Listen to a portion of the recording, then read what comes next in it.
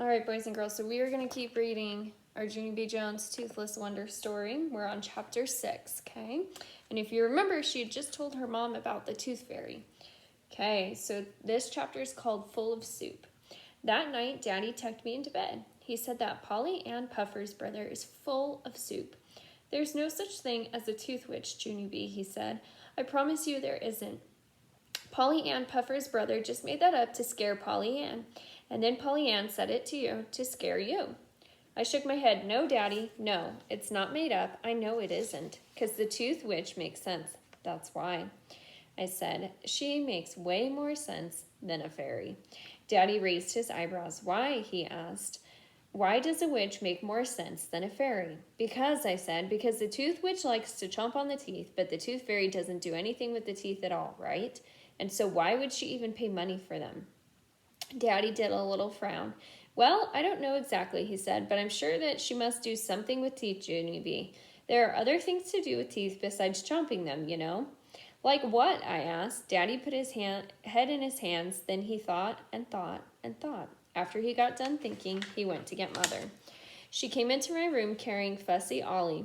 She handed him to Daddy and sat down on my bed. Daddy said you have another problem about the tooth fairy, she said. I nodded. Yes, I said, because if there's really a fairy, then she has to have a reason to want the teeth, right, Mother? She wouldn't just throw them in the garbage, because that doesn't make any sense. Plus, also, it would hurt my feelings. Mother hugged me. No, Junie B., of course she doesn't throw them in the garbage, she said. I'm sure the fairy does something very special with the teeth. Like what? I said. Mother ran her tired fingers through her hair. She stood up and walked back and forth on my rug. Okay. Here's a nice big picture.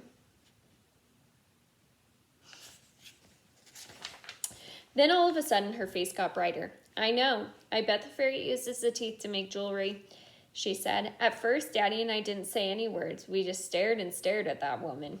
Jewelry? I said finally. Mother smiled. Yes, of course, she said. She probably uses the teeth to make little tooth necklaces and bracelets and cute little toe rings. How does that sound? I made a sick face. It sounds repulsive, said Daddy. Mother stopped smiling. She quickly took Ollie back from Daddy and hurried out of my room. After she left, Daddy finished tucking me in bed. I'm sorry about that, Junie B., he said. I'm afraid Ollie has your mother worn to a frazzle these days, but I'm sure she's not right about that jewelry thing.